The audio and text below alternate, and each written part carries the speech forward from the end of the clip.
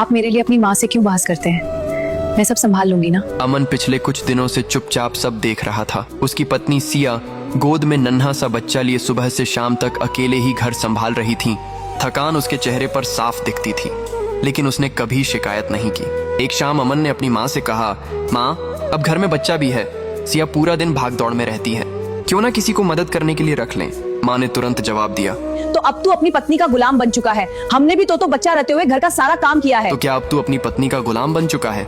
हमने भी तो बच्चा रहते हुए भी घर का सारा काम किया है। आजकल की बहुएं बस आराम चाहती हैं। अमन ने शांति से कहा, माँ तब और अब में फर्क है, जिम्मेदारियां बढ़ गई हैं। माँ ने सख्त लहजे में कहा, बस ये सब सोचने की जरूरत नहीं है। अमन बिना कुछ बोले कमरे में चला गया। वहाँ सिया ने धीमी आवाज में कहा, आप मेरे लिए अपनी माँ से क्यों बहस करते हैं? मैं सब संभाल लूंगी आप ना। माँ से मेरे लिए बहस क्यों करते हो? मैं सब संभाल लूंगी ना। अमन ने उसका हाथ पकड़कर कहा, तुम अकेली नहीं हो, तुम्हारी तकलीफ मेरी भी जिम्मेदारी है। तुम अकेली नहीं हो, तुम्हारी तकलीफ मेरी भी जिम्मेदारी है। अगली सुबह सिया की आंख खुली तो सामने चाय रखी थी।